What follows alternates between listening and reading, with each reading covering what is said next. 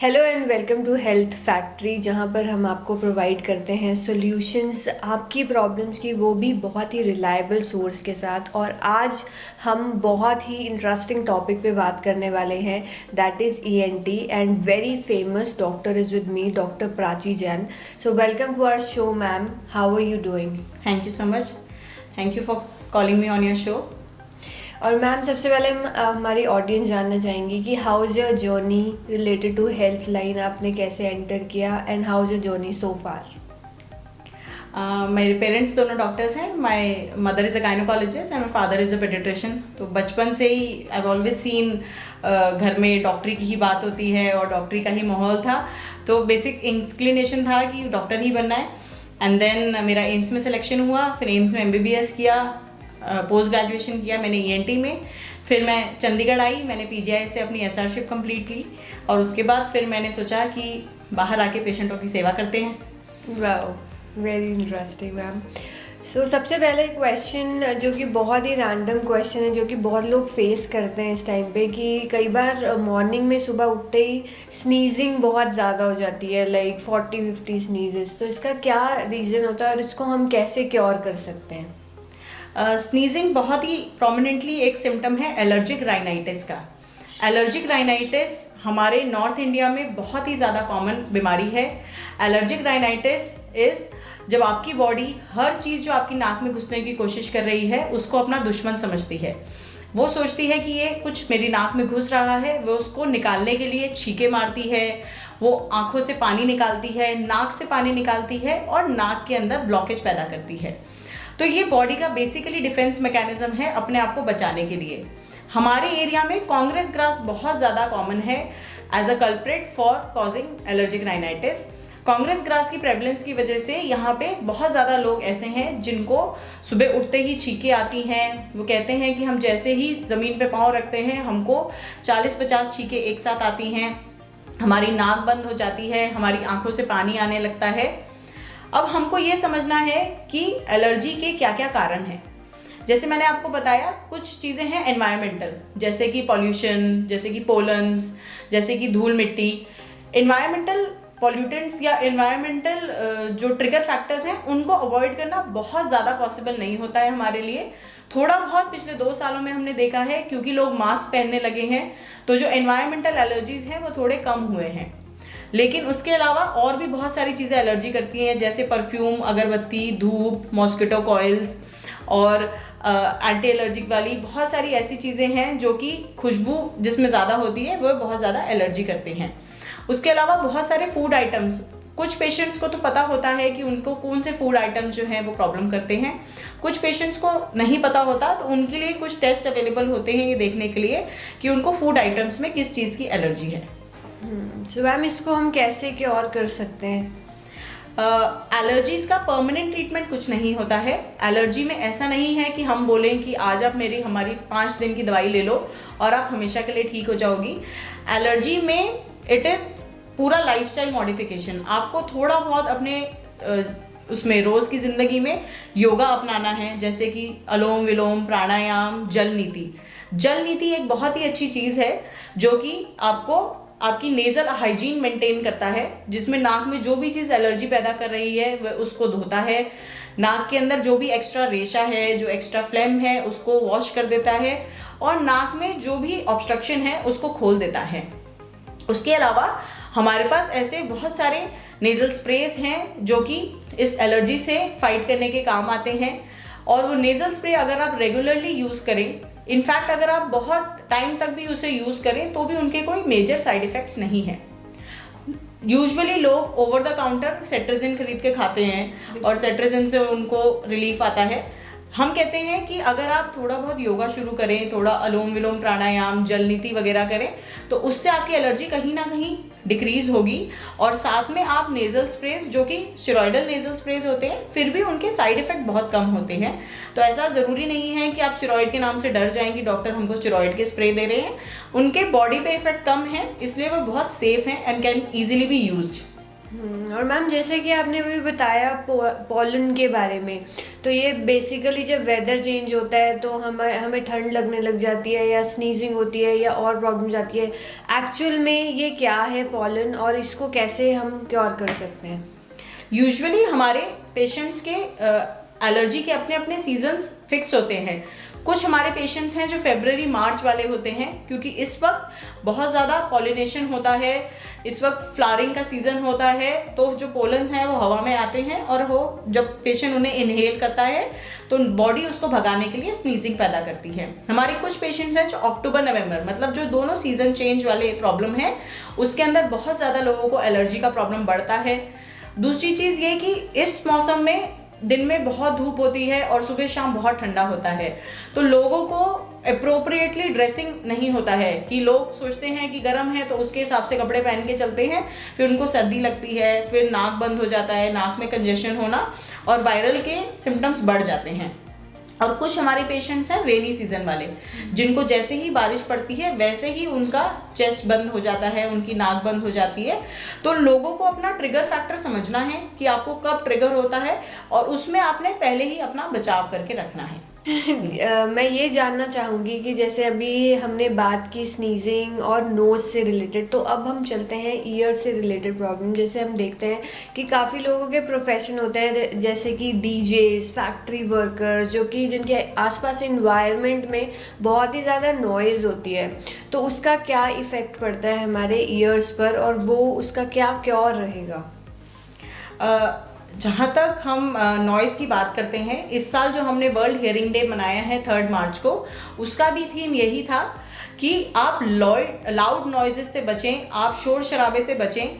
To hear for life you have to take care now only, मतलब अगर आप ज़िंदगी भर अच्छा सुनना चाहते हैं तो आपको अभी ही लाउड नॉइज़ प्रिवेंट करना पड़ेगा, नहीं तो बाद में आपको ज़्यादा दिक्कत आएगी।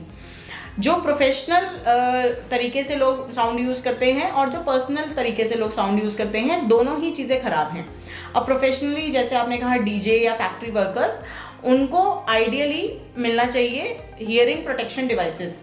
फैक्ट्री लॉ है एक हमारा, जिसके अंदर ये गिवन है कि 85 डेसिबल 8 घंटे से ऊपर हफ्ते में 5 दिन के ऊपर आप अपने वर्कर को एक्सपोज नहीं कर सकते। अगर वही 85 डेसिबल 90 डेसिबल हो जाता है तो आप उस वर्कर को 4 घंटे से ऊपर एक्सपोज नहीं कर सकते। अगर आपका वर्कर इतने से ज़्यादा एक्सपोज हो रहा है तो फिर आपको उसको कुछ ना कुछ हियरिंग प्रोटेक्शन डिवाइसेस देनी है, या उसको बीच बीच में आउट ऑफ दैट एरिया लेके जाना है, जिससे उसकी हियरिंग खराब ना हो। बहुत सारी ऐसी कंपनीज हैं जो रेगुलर ऑडियोमेट्री कराती हैं। ऑडियोमेट्री मतलब सुनाई की जांच। जब हम हर 2 महीने 3 महीने में या 6 महीने में ऑडियोमेट्री करते हैं तो हमको पता चल जाता है कि पेशेंट को ऑलरेडी हियरिंग लॉस स्टार्ट हो गया है, तो या तो उस वर्कर को आप उस एरिया से बाहर निकाल सकते हैं, या फिर आजकल बहुत सारे ऐसे नॉइज़ कैंसिलेशन डिवाइसेस आते हैं जिसके अंदर आपको एम्बिएंट नॉइज़ आपकी कम हो जाती है और आप आराम से काम कर सकते हैं।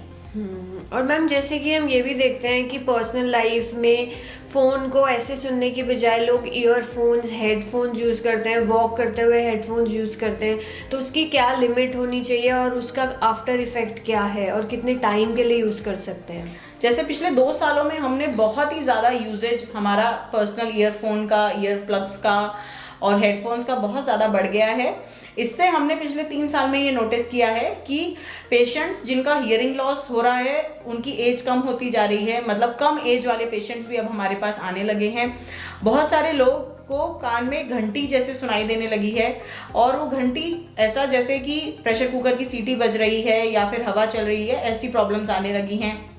ईयरफोन या ईयर प्लग के रेगुलर यूज़ करने पे लोगों के कानों में इन्फेक्शन होने लगा है, लोगों के कानों में दर्द होने लगा है, लोगों को लाउड साउंड से प्रॉब्लम होने लगी है। तो अब हमको ये समझना है कि वर्क फ्रॉम होम और जो ऑनलाइन क्लासेस थी उसकी वजह से जो हमको नुकसान हो रहा था, उसके लिए हमको या तो हमें डायरेक्टली लैपटॉप से ही अटेंड करनी है क्लासेस, या फिर हमें ईयर प्लग ईयरफोन की जगह हेडफोन लगाना है और वॉल्यूम बहुत ज़्यादा नहीं करके रखना। जितना ज़्यादा वॉल्यूम का एक्सपोजर आप रखते हैं उतना ज़्यादा ये प्रॉब्लम बढ़ता है। इनफैक्ट ICMR ने 10 साल पहले ऐसी स्टडी भी कंडक्ट की थी जिसमें उन्होंने ये देखा था कि अगर प्रोलॉन्ग यूजेज मोबाइल फ़ोन का लोग करते हैं, जिस वक्त हेडफोन और वो नहीं भी यूज़ हो रहे थे, अगर आप प्रोलॉन्ग यूज़ करते हैं तो उससे क्या साइड इफ़ेक्ट देखे जाते हैं वो भी हमने स्टडी किया था और उसमें ये देखा गया था कि हाई फ्रिक्वेंसी लॉसेस बहुत ज़्यादा कॉमन है। सो मैम, मैं आपसे ये जानना चाहूँगी, जैसे अभी इतने सालों से 2-3 सालों से कोरोना पेंडेमिक था और उसकी वजह से उसके पोस्ट इफ़ेक्ट्स में कई बार हमने सुना है कि थ्रोट में पेन होती है काफ़ी ज़्यादा। तो इसका एक्चुअल कॉज कोरोना का इफ़ेक्ट है या कोई और रीज़न है, और इसको हम कैसे क्योर कर सकते हैं? पिछले 2 सालों में जैसे हम बहुत ज़्यादा लोगों ने काढ़े और गर्म पानी और बहुत ज़्यादा दवाइयाँ लेना शुरू किया। जैसे प्रोफाइलैक्सिस के लिए जो दवाई फेमस हो जाती थी, लोग उसका मतलब यूजेज स्टार्ट कर देते थे बिना डॉक्टर से परामर्श किए। तो उसकी वजह से भी एक्सेसिव काढ़े पीने की वजह से, एक्सेसिव गिलोय पीने की वजह से बहुत सारे लोगों का लिवर इफेक्ट हुआ है। बहुत सारे लोगों ने अपने गले जलाए हैं। बहुत सारे लोग ऐसे हैं जो दिन भर गर्म पानी और उबलता हुआ पानी पीते हैं, तो उसकी वजह से भी लोगों का गले का प्रॉब्लम बढ़ा है। कहीं ना कहीं जो पहले 2 वेव थे उनमें कहीं लंग का इन्वॉल्वमेंट जैसे ज़्यादा था, लेकिन जो 3rd वेव थी उसमें लंग का इन्वॉल्वमेंट इतना नहीं था, लेकिन गले का बहुत प्रोमिनेंटली इन्वॉल्वमेंट था। तो मेजरली लोग लंग इन्वॉल्वमेंट के साथ नहीं आए थे, लेकिन थ्रोट इन्वॉल्वमेंट के साथ आए थे। तो जैसे पहले 2 वेव में हमने देखा कि जब जैसे पोस्ट कोविड लंग बोल रहे थे हम उनको कि लंग बंद हो जाती है, लंग में फाइब्रोसिस हो जाता है, तो वैसे ही इस बार थ्रोट के अंदर जो वायरस है उसकी इन्फ्लेमेशन की वजह से थ्रोट बंद होने की कोशिश करता है। थ्रोट जो है वो कांस्टेंट पेन करता है। इस बार लोगों के 2 ही मेन कंप्लेंट्स थे कि बहुत ज़्यादा गले में दर्द है और बहुत ज़्यादा खांसी है। तो गले के लिए हमें थोड़ा गरारों पे थोड़ा फोकस करना है कि गरारे करें और बीटाडीन के गरारे करें, डिस्प्रिन के गरारे करें। बहुत ज़्यादा काढ़े ना पिए और बहुत ज़्यादा हम बिना बात गर्म पानी या चाय, कॉफ़ी, अदरक, काली मिर्च, इन सब का सेवन बहुत ज़्यादा ना करें। उसको पीने की वजह से भी लोगों ने बहुत ज़्यादा अपने गलों में प्रॉब्लम किया है। और मैम, जनरली वैसे जब हमें थ्रोट में पेन होता है तो उसका क्या रीज़न होता है और ये कैसे इफ़ेक्ट कर रहा होता है हमारी बॉडी को? What is the sign? Throat पे इन्वॉल्वमेंट या थ्रोट में इन्फेक्शन के बहुत सारे कारण हैं। जैसे ऐसा होता है कि कुछ लोग ऐसे हैं जिनको एसिडिटी का बहुत प्रॉब्लम रहता है। इसको हम कहते हैं GERD या फिर गैस्ट्रोइसोफेजियल रिफ्लक्स डिजीज़। रिफ्लक्स की वजह से लोग जो खाना खाते हैं वो ठीक से पचता नहीं है और वो पेट के अंदर पहुंचने के बाद वापस गले में आता है। जब वो वापस गले में आता है तो पेशेंट को गले में दर्द होना, पेशेंट को सुबह उठते ही दर्द होना, क्योंकि जो रात भर उसका खाना जो गले में अटक रहा था उसका प्रॉब्लम होना। साथ में पोस्ट नेजल ड्रिप, मतलब नाक में पीछे से पानी गिरना, गले में आना, उसकी वजह से भी लोगों को गले में दर्द होता है। एंड बहुत सारे ऐसे लोग होते हैं जिनको टॉन्सिल बड़े होते हैं और टॉन्सिल बढ़ने की वजह से उनके गले में दर्द होने लगता है। तो हमें अपना रिफ्लक्स बहुत ज़्यादा कंट्रोल में रखना है। ये वर्क फ्रॉम होम और ऑनलाइन क्लासेस की वजह से लोगों की फिजिकल एक्टिविटी जैसे कम हुई है, तो उसकी वजह से भी लोगों का रिफ्लक्स का एटीट्यूड बहुत ज़्यादा बढ़ गया है और रिफ्लक्स की वजह से लोगों को गले में दर्द होने लगा है।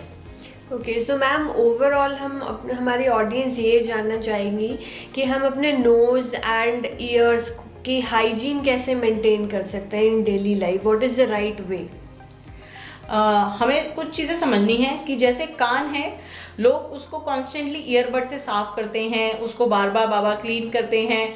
ईयरबड के अलावा माचिस की तिली, गाड़ी की चाबी, pen, pencil, ear plug, bluetooth, सब कुछ कान में डालते हैं। तो हमें मोटी मोटी बात ये समझनी है कि anything smaller than N elbow should not enter the year. मतलब कोनी से छोटी कोई भी चीज़ आपके कान में नहीं घुसनी चाहिए।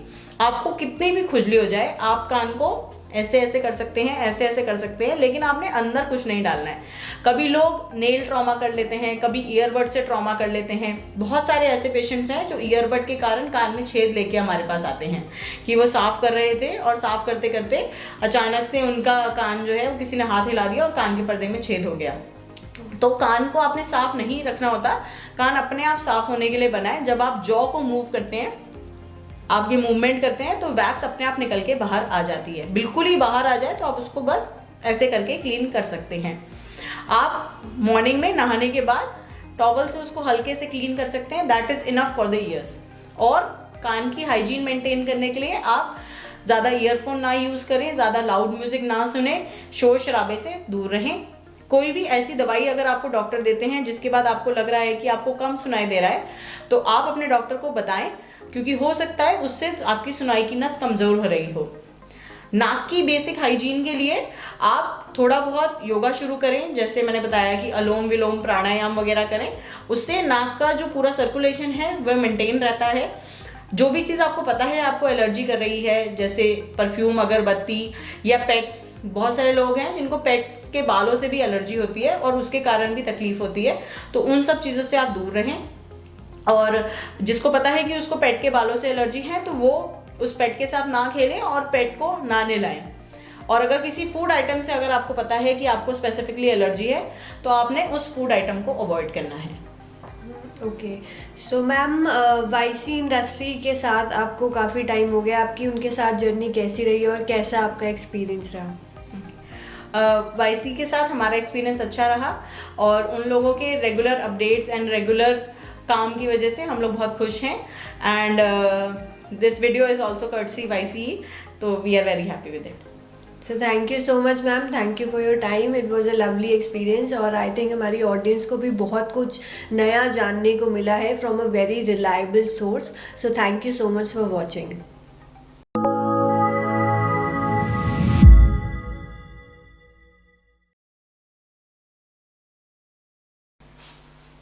Hello, mike testing.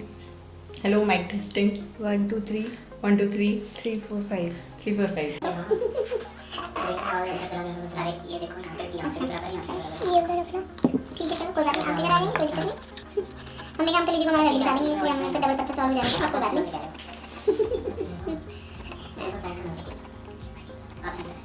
अच्छा, ओके, फेस मेकअप सब जरूरत नहीं है, ठीक है। चलो फिर शाम को मिलते हैं, 7 बजे, 7:30 8 बजे बिहाइंड द सीन्स तुम्हारे channel. So welcome to our show ma'am, how are you? I am good, thank you so much. Thank you for, sorry, कैसे करेंगे? अच्छा, आपके आगे स्टीप पे भी लिपस्टिक है, ठीक है? नहीं, आपको नैपकिन देना चाहिए। अब ठीक है, आप इधर ही रहना, मुझे मैं वैसे नहीं। वहाँ से वेलकम टू आवर शो से शुरू करूँ ना? हाँ, स्टार्टिंग से कर दो कोई, या बिहाइंड द सीन्स आ जाएगा। अच्छा, ठीक है।